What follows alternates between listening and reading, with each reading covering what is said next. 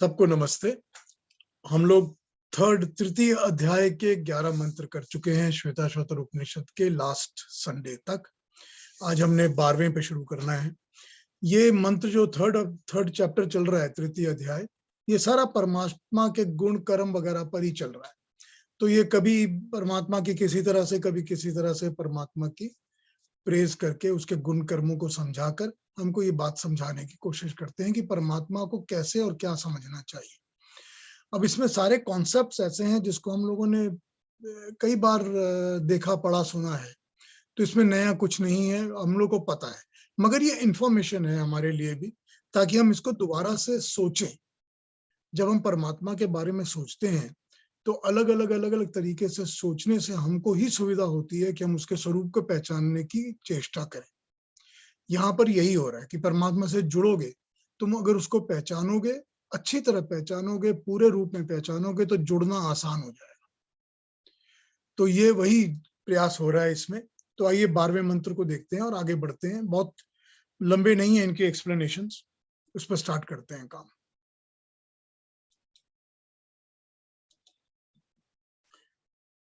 महान प्रभु वै पुरुषः सत्यस्यैषः प्रवर्तकः सुनिर्मलाम इमाम प्राप्तिम ईशान ज्योति अव्ययः।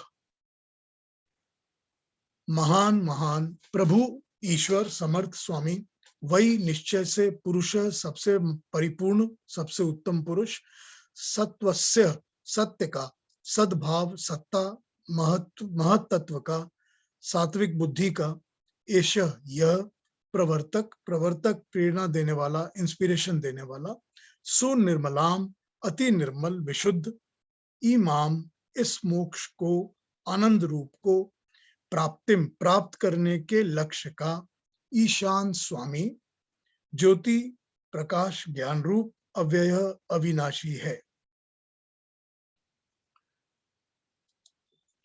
वह महान पुरुष सारी सृष्टि का प्रभु है, स्वामी है, सारे सत्य का, सत्ता का वही प्रवर्तक है। वह स्वयं भी अति निर्मल और आनंद स्वरूप है। वो किसी क्षीण विनाश नहीं होता, उसका कभी क्षीण और विनाश नहीं होता।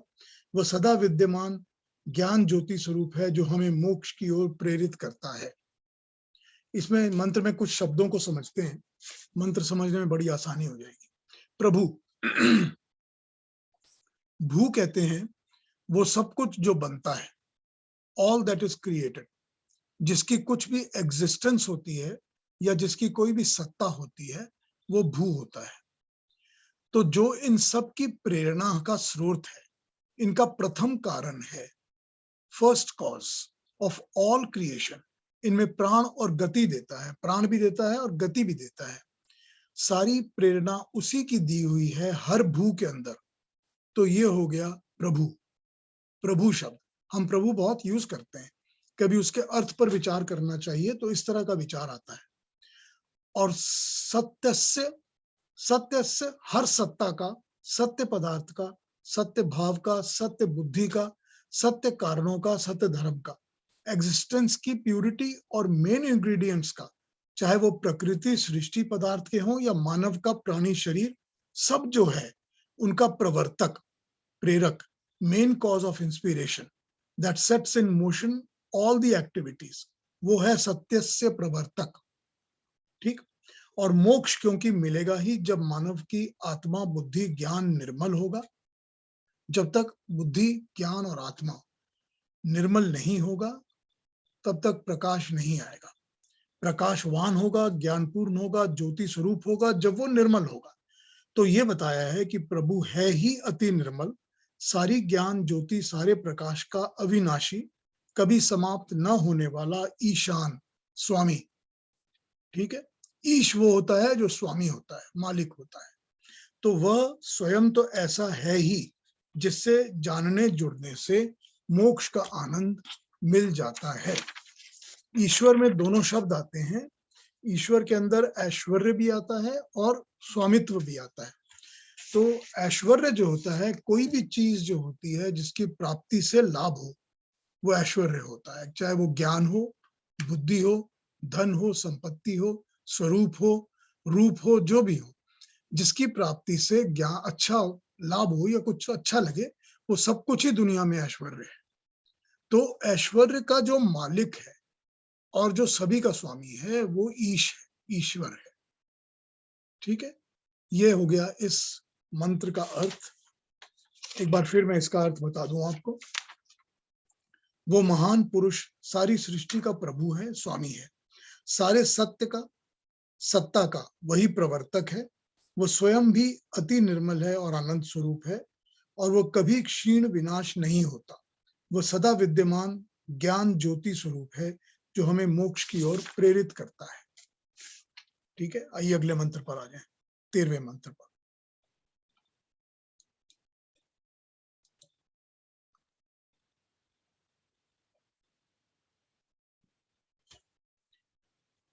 अंगुष्ठ मात्र पुरुषो अंतरात्मा सदा, जनानाम हृदय सन्निविष्टः, हृदा मनीषा मनसा अभिकृप्तः, य एतद विदु अमृता ते भवन्ति। अंगुष्ठ मात्र, अंगूठे के बराबर परिमाण वाला, पुरुषः परम ब्रह्म परमेश्वर, परिपूर्ण प्रभु, अंतर आत्मा जीवात्मा के अंतरात्मा में सदा सर्वदा, जानानाम जन्मे हुओं के, प्राणी के, शरीरधारी के, हृदय में, सन्निविष्ट समाया, उपस्थित, विद्यमान, स्थित, हृदय भक्ति से, मनीषा बुद्धि से, मनसः मनन चिंतन द्वारा, अभिक्लिप्त जानने योग्य, पाने योग्य, साध्य लक्ष्य ज्ञान योग्य, ये एतद विदु जो इसको जान लेता है, इसका ज्ञान पा लेता है, अमृता ते भवंती वे अमरता को पा जाते हैं। तो इसमें क्या कहा है कि वो महान पुरुष सदा सर्वदा हर प्राणी के अंतः में, हृदय में, अंगूठे की मात्रा के परिमाण में सदा ही प्रविष्ट है, सन्निविष्ट है। हृदय से, मन से और बुद्धि से उसे पाया जा सकता है। जो ये ज्ञान जान लेता है वो अमरता को पा जाता है। ये कॉन्सेप्ट और ये वाला थॉट जो चल रहा है इसमें हम लोगों ने पहले भी पढ़ा है, और इसके ऊपर हमने पिछले उपनिषदों में भी चर्चा की है। अंगूठे के परिमाण के जितना कहा जाता है, ये एक कहने की बात है, सिर्फ कहने की बात है कि अंगूठे के परिमाण जैसा परमेश्वर जो है वो हर जीव के अंतः में वास करता है। वैसे तो सारी सृष्टि ही उसका वास कण कण में है, प्राणी शरीर के भी हर अंग में, हर रोम रोम में उसका वास है। तो सिर्फ हृदय में ही वास है ऐसा नहीं है, मगर एक कॉन्सेप्ट को समझाने के लिए ये कहा जाता है कि हृदय में एक अंगूठे मात्र के जितने स्थान में उसका ठिकाना है। तो जैसे एक छोटा सा बालक अपने पिता के अंगूठे को पकड़कर चलता है, भरोसा और विश्वास पाता है, वैसे ही मनुष्य इस अंगूठे को थाम कर परमपिता परमेश्वर का भरोसा, सहारा, आसरा पा जाता है। अंगूठा थाम लो जो कि सदा ही अपने हृदय में विद्यमान है, ईश्वर मिल जाएगा। ये कॉन्सेप्ट है इसका, ये भरोसा है, आश्वासन है। मंत्र में और भी जो समझाया है उस पर ध्यान देते हैं कि हृदय मनीषी मनसा। ठीक है, ये कहा है कि पहले तो हृदय में श्रद्धा आवश्यक है। परमात्मा को पाने के लिए हृदय के अंदर श्रद्धा होनी चाहिए कि परमात्मा को मुझे पाना है। उसे पाने के लिए सच्ची लालसा होनी चाहिए, पूरी भक्ति होनी चाहिए, लगन, विश्वास। ये हृदय का भाव है, भावना है, इमोशनल कंटेंट। अगला है मनीषा। मनीषा हो गया जो मन की ईशा होती है। ठीक है, ये हृदय भी नहीं है और ये मन भी नहीं है, ये है निश्चयात्मक बुद्धि। ये विज्ञान में कोश के साथ जुड़ी हुई जो बुद्धि होती है वो निश्चयात्मक बुद्धि होती है। मनीषा वो बुद्धि होती है जो मन के द्वारा किए गए संकल्प विकल्प पर निश्चय पूर्वक विज्ञान में ढंग से काम करती है, कामना की पूर्ति के लिए। उसको कहते हैं मनीषा। क्या हुई? वो वाली बुद्धि जो मन के द्वारा किए गए संकल्प विकल्प को उसके ऊपर निश्चय पूर्वक विज्ञान में ढंग से काम करती है, उस पर्टिकुलर कामना की पूर्ति करने के लिए। तो यहां पर यह कहा है कि हृदय से भी और मनीषा के द्वारा भी, और अगला शब्द आया है मनसा। तो मन चंचल तो है ही, कहीं भी कभी भी इधर उधर चलता रहता है, भागता दौड़ता रहता है, पर संकल्प विकल्प में अगर लग जाए तो उसका कार्यक्षेत्र मनोमय कोश है। शरीर के अंदर 5 कोश कहे गए हैं और उनको हम समझते हैं कि एक तो अन्नमय कोश होता है, फर्स्ट बेसिक फिजिकल शील्ड जो शरीर की है, जो अन्न से तैयार होती है। अगली होती है प्राणोमय कोश, जो कि प्राणों के द्वारा चलती है, व्यवस्थित रहती है शरीर में। तीसरा मनोमय कोश, जिसको मन कंट्रोल करता है, या कि मन जैसा चाहे वैसे ही वो चलती है। और अगली होती है विज्ञान में कोश, जिसको कि बुद्धि कंट्रोल करती है, बुद्धि की कंट्रोल से वो चलती है। ज्ञान विज्ञान पाना, सिद्ध होना, सिद्ध करना, ये इस कोश को जागृत करता है। और पांचवा होता है आनंदमय कोश, ये वो कोश होता है जो परमात्मा के आनंद से मिलता है, उसके मिलने से प्राप्त होता है। ये हमारा ऑरा सर्कल है, ऑरा का सर्कल। तो मंत्र कहता है कि वो जो अंगूठा थामने योग्य सदा ही हृदय में विद्यमान है, उसे पकड़ने के लिए, पाने के लिए पहले तो हृदय में श्रद्धा भक्ति होना आवश्यक है। फिर बिना संशय किए, बिना डाउट वाली, बिना भटकने वाली निश्चयात्मक बुद्धि, डिफाइंड शार्प फोकस इंटेलेक्ट, जो कि मन को प्रेरित करके मन को भी फोकस में रखेगी और उसे इसी संकल्प को करने के लिए बाध्य करेगी कि इस परम पिता का अंगूठा थामना है। हार्ट, माइंड एंड थॉट सब एक लाइन में फोकस्ड होने चाहिए और एक्शन प्लान मनीषा द्वारा, बुद्धि द्वारा डिफाइंड और प्लान्ड आउट, तभी उस पर उसका परिचय, परमात्मा का परिचय और अमरता का मार्ग मिलेगा। वैसे बड़ी नॉर्मल बात है कि संसार में हर ज्ञान विज्ञान इसी तरह मिलता है और संसार में हर सफलता भी इसी तरह मिलती है। किसी भी काम में अगर हम लग जाएंगे और हमको काम में सफलता चाहिए, तो हमको यही करना पड़ेगा कि हमारा हार्ट, माइंड और इंटेलेक्ट सब, माइंड, हार्ट एंड इंटेलेक्ट सब एक ही लाइन में उसके पर्पस के लिए डिफाइन करके चलेंगे, तभी हमको सफलता मिलेगी। हर प्राणी के साथ ऐसा ही होता है। तो परमात्मा जो अपने अंतः में सदा ही बैठा है, उसको भी इसी तरह मिलने का प्रयास करना पड़ेगा। ठीक, आइए अगले मंत्र पर आते हैं। अगले 2 मंत्र फिर से यजुर्वेद से लिए हुए मंत्र हैं। उसका पहला मंत्र यजुर्वेद वाला देख लेते हैं।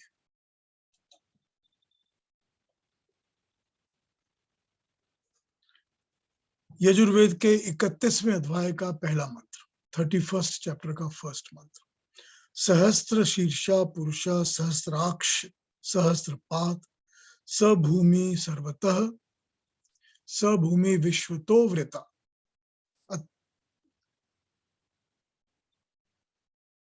अत्यतिष्ठित दशांगुलम।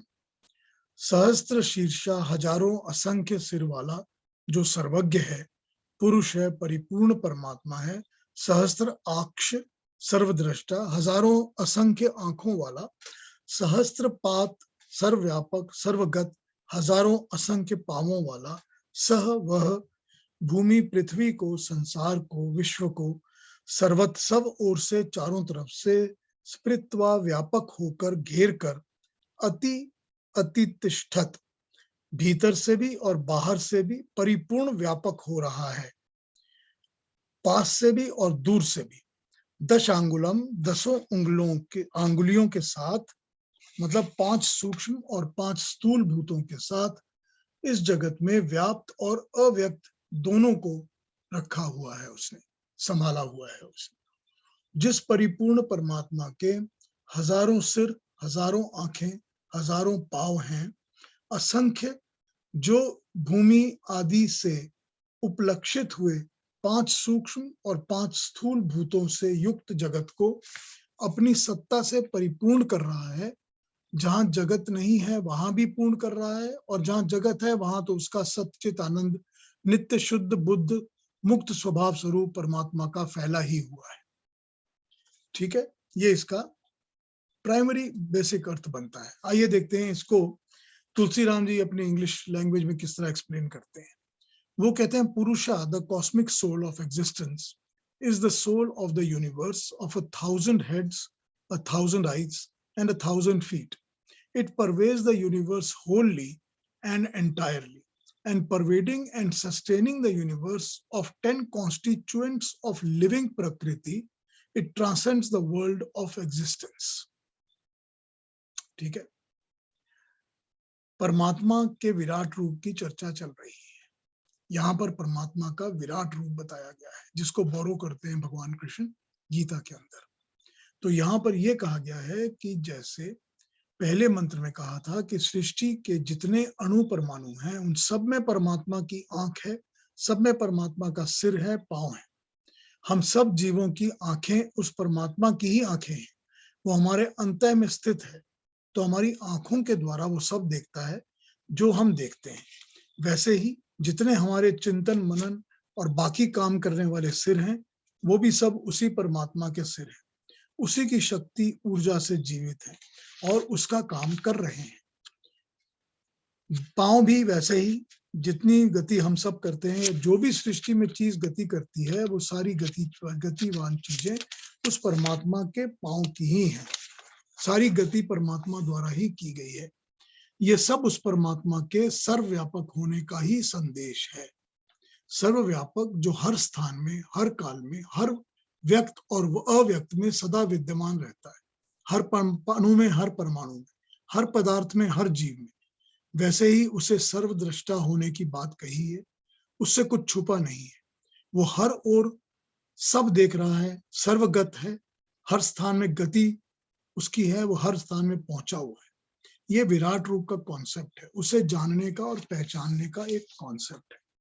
और जैसे कि हम अपने सब काम अपने हाथों की 10 उंगलियों से किया करते हैं, परमात्मा भी सारा व्यक्त और अव्यक्त सृष्टि, बनी हुई और न बनी हुई, अपनी 10 उंगलियों से चला, घुमा, रचा, बसा रहा है। इसी द्वारा वो सब सूक्ष्म और स्थूल संभावनाओं की रचना और पालन करता है। ठीक है, मंत्र एक बात और कहता है कि जब कोई किसी कार्य में प्रकृति में कुछ भी कर रहा है, तो वह प्रकृति में बंधा हुआ है, उसी के भीतर बैठकर कर सकता है। परंतु परमात्मा एक ही है, जो कि एक ही समय में भीतर भी है और बाहर भी है। इस नियम का उल्लंघन करता है, इसका अति केवल वही कर सकता है। उसी ने सृष्टि को हर ओर से घेर के रखा है। शब्द आए हैं भूमि सर्वतः स्पृत्वा वृत्त, ठीक है, वृत्ता शब्द, वृत्त का शब्द का मतलब होता है गोल।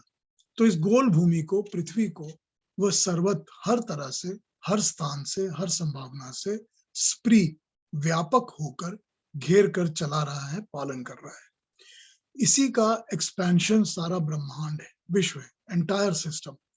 वैसे हम सारे ब्रह्मांड के भी जो गैलेक्सीज होती हैं या कोई भी सोलर सिस्टम, सारे हमारे सिस्टम्स जो एग्जिस्टेंस में है, उनकी हम कहीं भी कोई भी छवि अगर देखते हैं तो सबका वृत्ताकार ही होता है, एक प्लेट के जैसी गोल शेप, सबका उसी तरह का बना हुआ है। और वो सब कुछ अपनी 10 उंगलियों से चला रहा है, घुमा रहा है। जैसे कि एक मिट्टी या सीमेंट या किसी एक पदार्थ का कोई गेंद बनानी हो, हमको बॉल बनानी हो, तो उंगलियों में घुमा घुमा कर उसको हम शेप और साइज दे देते हैं। और फिर जब वो बनकर तैयार हो जाती है, तो उसको घुमाने रहने के लिए, खेलते रहने के लिए भी हम उंगलियों के द्वारा ही विशेष घुमाते रहते हैं। अब ये हाथ की और नई अनेक गेंद बनाने में लग जाता है, तो हम जितनी मर्जी गेंदें बनाएं, सब ऐसे ही बनाएंगे। इन सभी गेंदों में 10 कॉन्स्टिट्यूएंट्स बताए हैं परमात्मा के, 10 उंगलियां। ये 10 उंगलियां हैं, 5 सूक्ष्म और 5 स्थूल। ठीक है, 5 स्थूल भूत और 5 तन मात्रा। अब स्थूल पर भूत जो होते हैं 5, वो है 5 महाभूत। 5 महाभूत में क्या क्या आता है? आकाश, वायु, अग्नि, जल, पृथ्वी। ये हो गए 5 महाभूत। इन्हीं से वो सारी सृष्टि की रचना करता है, जो कि स्थूल होती है, फिजिकल होती है, जो हमको दिखती है। और जो सूक्ष्म होती है, वो होती है इनके पीछे की एनर्जीज, जो इनको बनाने में काम में आती है। वो 5 सूक्ष्म कौन सी हैं? जिनको हम तन मात्रा कहते हैं। 5 तन मात्राएं जो होती हैं, वो हो गई, एक होती है इंटरमोलिक्यूलर फोर्स, जो एक मॉलिक्यूल को या एक परमाणु को या एक अणु को दूसरे अणु से जोड़ती, खींचती या रिपल्स करती है। वो जो इंटर मॉलिक्यूल इंटरेक्शंस की शक्ति होती है, वो पहली तन्मात्रा होती है। दूसरी तन्मात्रा होती है जो इन मॉलिक्यूल्स को, जो कि जुड़ जाते हैं आपस में, उनको चिपका के रखती है, सॉलिडिफाई करती है। मतलब कि जो अग्नि के परमाणु जुड़ना शुरू करते हैं तो फिर वो चिपक के, जुड़ के मास बनना शुरू होते हैं। जैसे पृथ्वी सारी की सारी एक मास है उन परमाणुओं की जो कि सॉलिड है, जो पृथ्वी के परमाणु हैं, और ये छिटक के अलग अलग नहीं हो जाते। तो ये दूसरी होती है। जो तीसरी होती है वो होती है केमिकल एफिनिटी, रासायनिक शक्ति, जो कि इनको आपस में जोड़ती है, जिसके कारण ये अलग अलग और चीजों को प्रोड्यूस करते हैं। कोई भी चीज जो दूसरी प्रोड्यूस होगी वो इनकी केमिकल एफिनिटी से ही प्रोड्यूस होती है। चौथी होती है ग्रेविटी, जिसको हम कहते हैं भूआकर्षण। और पांचवी होती है चुंबकीय यानी मैग्नेटिक। ये पांचों को मिलाकर तन्मात्रा कहा जाता है। ये है सूक्ष्म, जो कभी दिखती नहीं है, अनुभव नहीं होती, महसूस नहीं होती, मगर ये होती है। इनके होने से ही ये पांच जो स्थूल हैं, जो सॉलिड्स हैं, वो पांच दिखने वाली शक्तियां इनके हिसाब से ही काम करती हैं। तो इनको ही यहाँ पर 10 किस्म की उंगलियां बताया गया है जिससे परमात्मा सृष्टि का निर्माण करता है। वो इतना विराट है कि ये सारी सृष्टि उसके लिए एक गेंद के बराबर है, एक बॉल के बराबर है। वह इसके बनाने में इन्वॉल्व भी है, मगर इसको बाहर से पूरी तरह से कंट्रोल भी कर रहा है। ऐसा नहीं है कि वो इसी में अंदर बैठा ही इसके कंट्रोल में है, वो इसको बाहर से भी कंट्रोल करता है और अंदर भी इन्वॉल्व है इसके बनाने में। ठीक, ये हुआ इस मंत्र का अर्थ यजुर्वेद के। आइए अगला मंत्र देखते हैं। अगला भी यजुर्वेद का ही मंत्र है।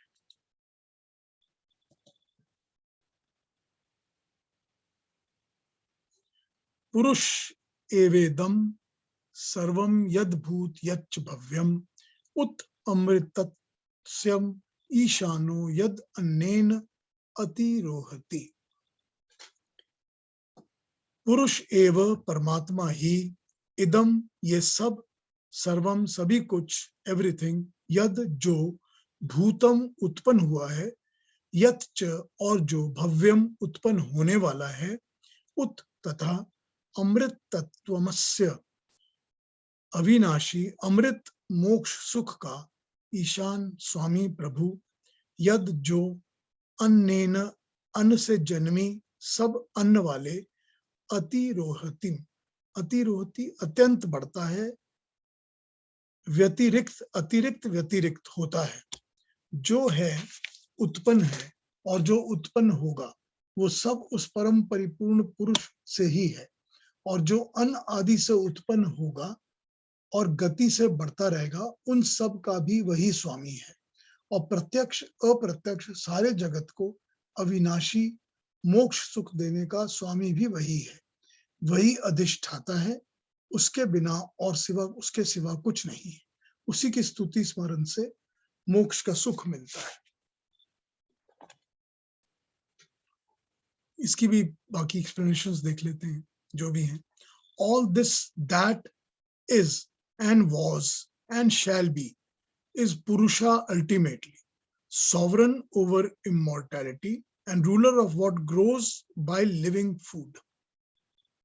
ठीक है, वह प्रेजेंट पास्ट फ्यूचर का स्वामी है। जो भी कॉस्मिक क्रिएशन है उन सब का वही, जो ग्रो और सस्टेन होता है, अन्न से, जो भी अन्न से बनता है उन सब का भी वही स्वामी है। इस कारण से वो इमॉर्टैलिटी, अमृत तत्व का भी वही स्वामी है। क्योंकि बाकी चीजों का स्वामी है तो अमृत तत्व का भी स्वामी है। हमने, जो हम मोक्ष को पाना चाहते हैं या कोई भी सुख की कामना करते हैं, हमने सब इस कॉस्मिक क्रिएशन से ही पाना है। हमने हमारे पूर्व के जन्म और कर्म, आज का जन्म और आज का कर्म और आने वाले सभी जन्म और कर्म, सब इस कार्यरत सृष्टि से ही हमको मिलने हैं। पर इस पर ही आधारित होगा और इस पर ही वही परम पुरुष परमात्मा, इस सब का वो परम पुरुष परमात्मा ही ईश्वर है, स्वामी है। और जो हमें अन्न प्राप्त होगा, जिससे हमने अपने शरीर को बढ़ाना है, कार्य करने की योग्यता बनानी है, उसका भी वही स्वामी है। उसी के नियमों के अनुसार मिलेगा और उतना ही मिलेगा जितनी मात्रा में लिखा है कि मिलना है।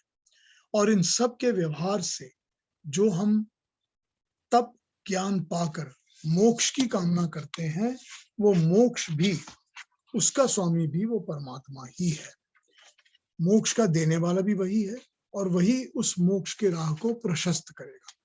जैसे कि सोच लें, जो भी उपाय करेंगे उसके अलावा और कोई मार्ग, कोई पंथ, कोई उपाय है ही नहीं। पहले भी कहा था, मुक्ति को पाने के लिए, अपनी इच्छा और अभीष्ट को पाने के लिए और कोई उपाय, कोई पंथ है ही नहीं। कल हमने, पिछले हफ्ते हमने इसी मंत्र पे एक और बात की थी, वो भी यजुर्वेद का मंत्र, वेदाहमेतम पुरुषम महांतम बलम। अब यहाँ भी यही बात कही गई है कि इसके अलावा और कोई उपाय है ही नहीं। तो वही परमात्मा है जो कि हर एक चीज का स्वामी है, जो हमको आने वाले, हो गए और हो रहे, इन सब का भी वही स्वामी है। और जो भी चीज जन्म लेती है या लेने वाली है या ले चुकी है, उनका भी वो स्वामी है। इसके अलावा जो हमारे अंदर भाव होगा, मुक्ति का भाव होगा या मोक्ष का भाव होगा, उस भाव का भी वो स्वामी है और उससे जो प्राप्त होगा उसका भी वही मालिक और स्वामी है। उसके अलावा न अन्य पंथा विद्यते अनाय, उसके अलावा हमको मुक्ति पाने का और कोई उपाय है ही नहीं। ठीक है, आइए अगले मंत्र पे आते हैं, 16वें मंत्र।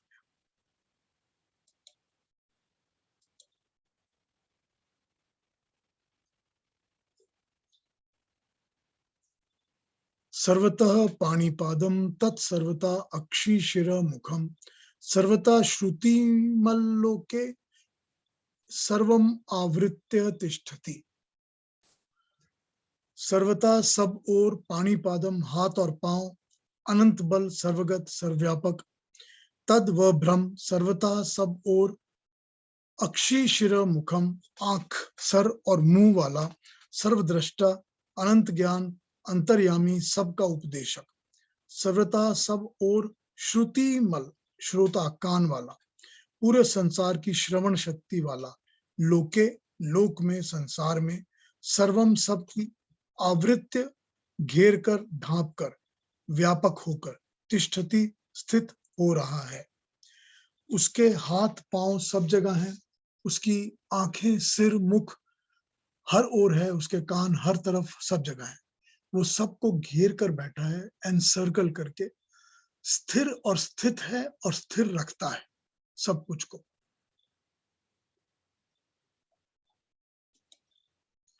सृष्टि में सारा कार्य और कार्य बल उसी का है। वह सर्वगत है, हर स्थान पर गतिरत है। वह सर्वद्रष्टा है, कुछ छुपा नहीं है उससे। सारा ज्ञान उसी का है, सारी प्लानिंग और एग्जीक्यूशन भी उसी की है। वह अंतर्यामी है, सभी के अंतर में रहता है और ज्ञान का उपदेश देता है, उपदेश देने वाला है। वही जो सर्व श्रवण शक्ति रखता है, उसी ने सारे विश्व को, ब्रह्मांड को घेर के रखा है, स्थिर करके रखा है और स्थित करके रखा है। सब जगह व्यापक होकर अपनी सर्व शक्तियों से वो अपना नियंत्रण रखता है। परमात्मा के गुण, कर्म और स्वभाव जैसे हम देख रहे हैं, उसी तरह से हर मंत्र में यही समझाया जा रहा है, बार बार अलग अलग तरीके से। आइए अगला मंत्र देख लेते हैं, 17th।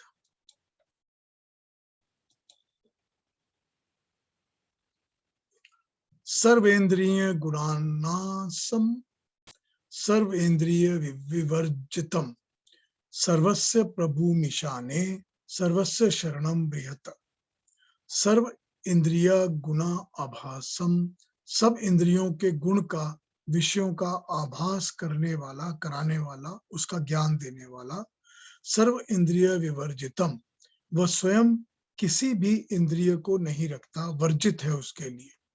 सर्वस्य, सबके, प्रभुम स्वामी, ईशानम ऐश्वर्यवान नियंता, सबसे अधिक, ईश ऐश्वर्य और नियम बनाने वाला, सर्वस्य सबका, शरणम आश्रय स्थान, बृहत वही महान परमेश्वर है। सब इंद्रियों के गुण उसमें भास रहे हैं, वही सब इंद्रियों के गुणों का प्रदाता है, परंतु वह इंद्रियों से रहित है। उसको इंद्रियों की आवश्यकता नहीं पड़ती। सबका प्रभु, सबका स्वामी वही है, वही सबका महान शरण आश्रय स्थान है, सहारा। वही परमात्मा के गुण कर्म स्वभाव की चर्चा चल रही है, क्योंकि उसका कोई शरीर नहीं है, अतः उसकी कोई अपनी इंद्रियां नहीं होती। मगर जैसे हम इंद्रियों के द्वारा ही सारा ज्ञान हमको मिलता है, सारा ज्ञान हम पाते हैं, उसे भी बिना इंद्रियों के ही सारा ज्ञान मिल जाता है। उसको इंद्रियों की आवश्यकता नहीं होती। इंद्रियां भी जो फिजिकल गोलक हैं, पॉइंट्स हैं, उनकी शक्ति, उनमें ज्ञान पाने का गुण और सब उसी का बनाया हुआ है। वह सर्वज्ञ है, सब जानने वाला वही है। उसी की शरण में और आश्रय में लेना है, क्योंकि वह सबसे महान है।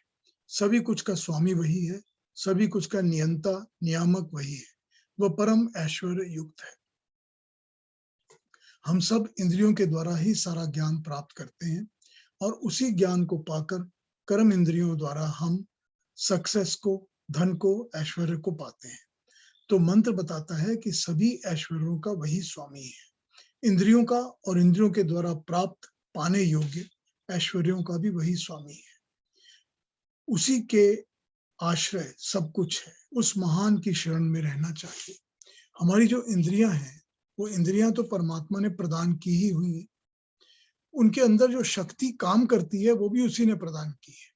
और उनकी जो सीमा है कि कोई भी इंद्री कहाँ तक जाएगी और कहाँ तक एब्जॉर्ब करेगी या सुनेगी या देखेगी, वो सब भी उसी की बनाई हुई है। और इनके द्वारा जो हमको ज्ञान प्राप्त होता है या हमको सफलता प्राप्त होती है, वो भी सारी उस परमात्मा की ही बनाई हुई है। स्वयं उसकी कोई इंद्रियां नहीं होती, उनको इनकी आवश्यकता नहीं होती। वो इन सबको बनाने चलाने वाला है। तो उस परमात्मा का जो इतना महान है, हमको उसी को पाने योग्य समझना चाहिए, उसी की याचना, उसी की शरण में जाने की चेष्टा करनी चाहिए। 18th मंत्र पे आते हैं।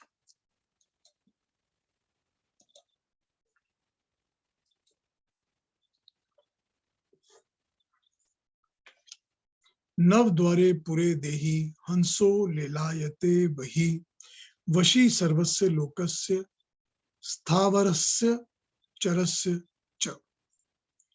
नव द्वारे, 9 द्वारों वाली, पूरे पुरी शरीर रूपी नगर में, देही देहधारी, देह का स्वामी, हंस रूपी जीवात्मा, हंस रूपी जीवात्मा, ले लायते उत्सुकता पूर्व प्रदीप्त होता है, प्रकाशित होता है, वही बाहर, वश में रखने वाला, कंट्रोल में रखने वाला, नियम में रखने वाला, सर्वस्य समस्त, लोकस्य जगत का, लोकों का, स्थावरस्य स्थावर अचर स्थिर सारा जगत, अप्राणी जगत, चरस्य प्राणी जंगम चराचर जगत, च और। जीवात्मा इस 9 द्वार वाले शरीर में रमा रहता है, व्यस्त रहता है। मगर जो अपने स्वरूप से जुड़ा हंस रूपी जीवात्मा है, वह उत्सुकता पूर्वक इससे छुटकारा पाना चाहता है, उड़ जाना चाहता है बंधन से। वह ये जान जाता है कि ये सारा विश्व, ये स्थावर और चराचर, अप्राणी और प्राणी जगत, सारे लोक लोकांतर सब किसके नियम से चल रहे हैं, सब किसके वश में है, इनका वशी कौन है। जब ये वो जान जाता है, तो वो इसको उड़ने की कोशिश में से उड़ने की कोशिश करता है। हमने कठोपनिषद में भी एक मंत्र में यही देखा था, थोड़े अलग ढंग से बताया गया था। वहां भी हमने यही पढ़ा था। वहां पर 11 द्वार वाला शरीर बताया गया था, 9 के साथ 2 और जोड़ दिए थे, सिर भी और नाभि भी, पर यहाँ 9 द्वार ही बताए गए हैं। 2 आंखें, 2 कान, 2 नासिका, मुख, गुदा और मूत्र स्थान, ये हो गए 9 द्वार। वहां कहा था कि जो इन 11 द्वारों वाली पुरी शरीर का उचित धार्मिक और रीतानुसार व्यवहार करता है, वो सुख भोगता है, इसी शरीर के माध्यम से सुख पाता है, और उससे मुक्ति का मार्ग भी यहीं से प्रशस्त हो जाता है। इस मंत्र में बताया है कि जीवात्माओं के पास 2 उपाय हैं, चॉइसेस हैं। या तो वो इस 9 द्वार वाले शरीर में रम जाए, मस्त हो जाए, फंसा रहे, भोग में व्यस्त रहे, और या फिर वो अपने हंस स्वरूप को प्योर और किसी भी एक स्थान पर टिके न रहने वाले बेदाग सफेद स्वरूप को जाने और इस 9 द्वार वाले शरीर से उड़कर छूट जाने का उपाय ढूंढता रहे। वह यह भी जान जाता है कि ये सब किसके वश में हो रहा है। जो सारे नियम और सारे लोक बनाता है, उसी के अनुसार सारा चर अचर जगत, प्राणी अप्राणी सब टिके हैं, स्थापित हैं, स्थिर हैं। जो ये जीवात्मा उड़कर उसी की शरण में आश्रय में जाने को उत्सुक रहता है। यह हुआ इस मंत्र का अर्थ, जो कि समझाया जाता है। इस मंत्र का एक अलग भी थोड़ा सा अर्थ है, जो कि स्वामी सत्य प्रकाश अपने कमेंट्री में लिखते हैं। वो कहते हैं कि हंस रूपी जीवात्मा अपने एकदम पवित्र और निर्मल बेदाग स्वरूप को जब जानता है, तब वो इस 9 द्वार वाली शरीर की रूपी नगरी से छूट जाने का उपाय करने लगता है और छूट जाता है। इस शरीर के बंधन से मुक्त होकर प्रकृति और प्राकृतिक जकड़ से भी वो मुक्त हो जाता है। वो मोक्ष प्राप्त जीवात्मा अपने हंस स्वरूप में पूरी तरह लौट आता है। तब वो अपने इस मोक्ष स्वरूप को शुद्ध हंस स्वरूप होने के कारण इन प्राकृतिक वस्तुओं में स्थावर, अप्राणी जगत और प्राणियों और अन्य जीवों के जगत को, द्यू, अंतरिक्ष और पृथ्वी लोक को और सारी संभावनाओं को अपने वश में कर लेता है। ठीक है, वह इन सब का वशी हो जाता है। फिर जब उसको कभी प्रयोजन होता है, तो इन्हीं को अपने वश में ही व्यवहार में लाकर जन्म ले लेता है, वरना उसको जन्म लेने की कोई जरूरत नहीं होती। तो यहाँ पर वश में करने वाला और कोई नहीं, यह जीवात्मा ही बताया गया है कि बाई चॉइस इस 9 द्वार वाले शरीर से मुक्त होकर अपने सच्चे स्वरूप को पहचान लेता है और इनके वश में रहने की जगह शरीर और प्रकृति को अपने वश में कर लेता है। यहां पर यह कहा गया है। तो जीवात्मा के 2 ऑप्शंस हो गए। एक तो ये कि वो इस शरीर और प्रकृति की वश में रहे, या इनसे मुक्त होकर इनको अपने वश में कर ले। यहां परमात्मा की रेफरेंस नहीं है। ये एक इंटरेस्टिंग थॉट है। वैसे जो बाकी के सारे भाष्यकार हैं जो इस पर कमेंट्री लिखते हैं, वो कहते हैं कि क्योंकि ये जो मंत्र है, इसके पहले का मंत्र भी और इसके अगले के मंत्र भी, सब के सब मंत्र जो हैं वो परमात्मा के ही गुण कर्मों का बखान करते हैं, वो परमात्मा की ही बातें कर रहे हैं। तो यहाँ पर वश में करने वाला परमात्मा ही कहा गया है। मुक्त जीवात्मा इस शरीर से छूटकर उसके साथ जुड़ जाता है। उसे पता है कि किसके वश में सारा विश्व है और सब कुछ चल रहा है, वही आश्रय है। उसकी आश्रय ले लेता है मुक्त होकर जीवात्मा। बाकी लोग इसको इस तरह एक्सप्रेशन करते हैं। तो मैंने दोनों थॉट्स आपके सामने रख दिए। जैसा भी समझ में आए उसको आप अडॉप्ट करिए, उसको समझिए। अब थोड़ा वो चाहिए क्या, गैप चाहिए कुछ समझने पूछने के लिए, या 19 पे आ जाऊं?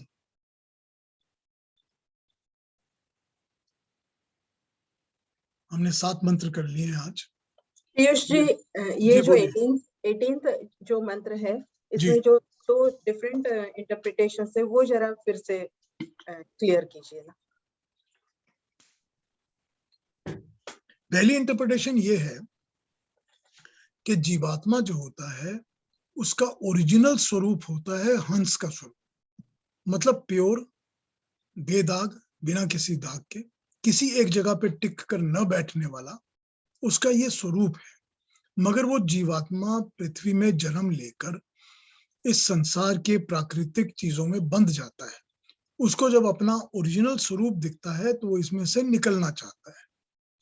अब उसको जब ये समझ में आ जाता है कि ये जो सारी सृष्टि है, इसका जो सारा कामकाज है, सारा गोरख धंधा है, सब कुछ ये लोक है, अगला लोक है, चराचर जगत है, अचर जगत है, प्राणी जगत है, जड़ जगत है, सभी चीजें किसके वश में है। उसको जब ये समझ आ जाता है कि सभी कुछ उस परमात्मा के वश में है, तो वो जीवात्मा इस प्रकृति से मुक्त होने के लिए अपने हंस स्वरूप में वापस जाने के लिए उस परमात्मा के वश में ही, उसके आश्रय में ही आकर ये मुक्ति को प्राप्त करता है, यानी कि इन प्राकृतिक बंधनों से छूटकर वो अपने हंस स्वरूप में वापस चला जाता है। It ठीक? means originally it was in Hans form, then it took Jivatma form, and then he realizes and again tries to go back to the Hans form, the pure Vedak form. Correct. That he does under the आश्रय of the परमात्मा, Paramatma. जिसके वश में सब कुछ है। Okay, this is one interpretation, and what is ठीक the है? other one? दूसरी इंटरप्रिटेशन ये कहती है कि ये करेक्ट है कि वो हंस फॉर्म में है, जीवात्मा आता है, प्राकृतिक उसमें पड़ता है, लेकिन जब उसको अपने स्वरूप का ध्यान आता है कि मैं तो हंस फॉर्म में था, मुझको हंस ही रहना है, तो वो प्रकृति का दास बनने की जगह, प्रकृति के वश में रहने की जगह, प्रकृति को अपने वश में कर लेता है। और वो प्रकृति को ही नहीं, चर अचर दोनों जगतों को, जड़ को भी और चेतन जगत को भी, पैदा हुई सारी चीजों को भी और दूसरे शक्तियों को भी अपने वश में कर लेता है कि मुझे कभी भी जब दोबारा जन्म लेने की जरूरत होगी तो मैं इनको अपने वश में से निकाल के यूज करूंगा, वरना मुझे कोई जरूरत ही नहीं है, मैं कुछ नहीं करूंगा, मैं मोक्ष पा लिया हूं और मैं मोक्ष में से बाहर नहीं निकलूंगा। तो दूसरी इंटरप्रिटेशन में परमात्मा का नाम या जिक्र नहीं है। ये है दोनों इंटरप्रिटेशंस। Okay. अब यहाँ बात ये है, देखिए, हम किसी भी चीज को नकार नहीं सकते, इसलिए नहीं नकार सकते क्योंकि बड़ी क्लियरली भगवान कृष्ण ने गीता में जब अवतार होने का स्वरूप समझाया है कि अवतार क्या होते हैं, तो उन्होंने यही बताया है कि मोक्ष प्राप्त की हुई आत्मा जो कि पूरी तरह से मोक्ष प्राप्त कर लेती है, वो प्राकृतिक शक्तियों को अपने वश में कर लेती है, वो प्रकृति की स्वामी बन जाती हैं, प्रकृति उनकी दास नहीं रहती। इसीलिए जब वो दोबारा आना चाहती हैं तो प्रकृति को जैसे चाहे वैसे यूज कर सकती हैं, वो प्रकृति की दास नहीं बनती। ये भगवान कृष्ण ने कहा है कि ये अवतार उसी को कहते हैं जो इस तरह से अवतरित होते हैं और संसार में अपना काम करते हैं, क्योंकि प्रकृति उनकी दास नहीं होती, वो अपने हिसाब से सारी प्रकृति को चलाते हैं। इसीलिए लोग जब उनको देखते हैं तो समझते हैं ये परमात्मा के अवतार हैं या इनकी माया शक्ति है या जो भी है। उनको ये समझ नहीं आता कि वो प्रकृति के दास नहीं है, वो प्रकृति को अपना दास बना के व्यवहार करते हैं। तो बात ये है कि दोनों कॉन्सेप्ट्स ही हमारे लिए बिल्कुल वैलिड एप्लीकेबल कॉन्सेप्ट्स हैं। हम ये नहीं कह सकते कि ये गलत है या वो सही है, बट ये है कि इसको समझाने के तरीके दो लिए गए हैं।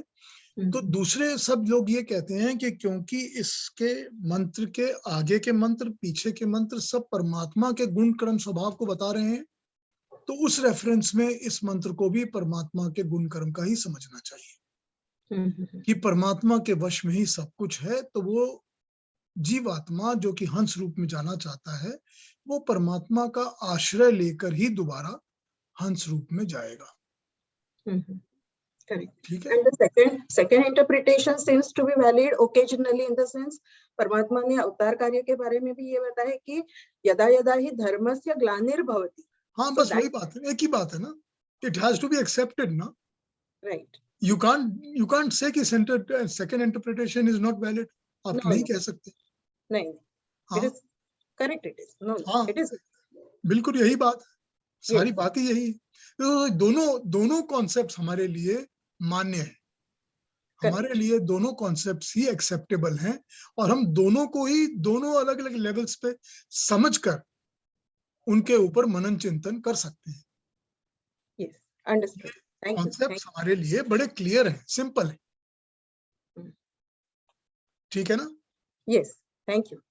जी, और कोई प्रश्न या कोई कमेंट आज की बात के ऊपर? फिर 19वें के ऊपर हम कल शुरू करेंगे।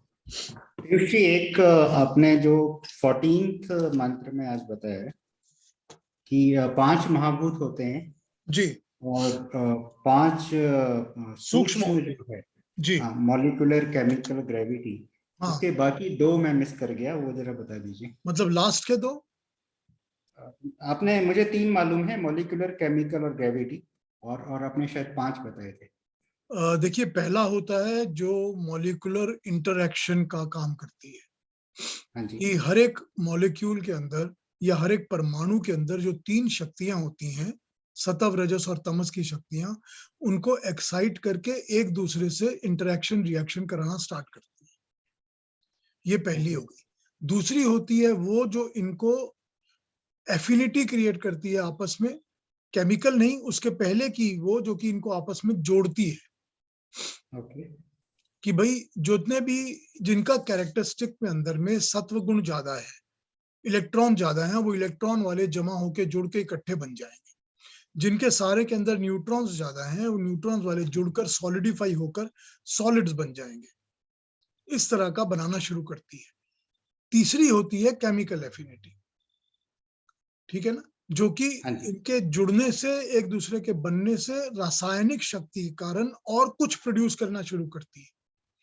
जी। ठीक है कि भाई ये इतने सारे जो हैं जिनमें रेडियो एक्टिविटी ज्यादा है, अगर वो इकट्ठे हो जाते हैं तो वो अग्नि को प्रोड्यूस करते हैं।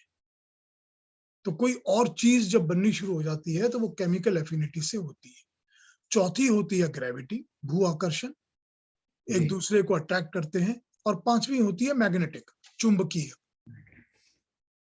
ठीक है, ठीक है। चुंबक की तरह जो काम करती है।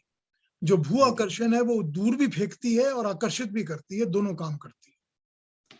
और मैग्नेटिक जो है वो खींच के अपने पास लेके आती। तो ये 5 तन्मात्राएं कही जाती हैं, जो कि सूक्ष्म शक्तियां हैं, जो दिखती नहीं है, पर ये हर एक स्थूल को एक्टिवेट करके उनमें काम करने की शक्तियां प्रदान करती है। इसी से सारे संसार की सृष्टि तैयार होती है। 5 स्थूल चीजों से, महाभूत जिसको कहते हैं, और 5 सूक्ष्म शक्तियों से, जिनको हम तन मात्रा कहते हैं। तन मात्रा, तनिक, बहुत छोटी सी मात्रा, मेजरमेंट, ठीक है जी। धन्यवाद जी। जी, और कोई प्रश्न आज का, या कोई और को कमेंट या क्वेश्चन?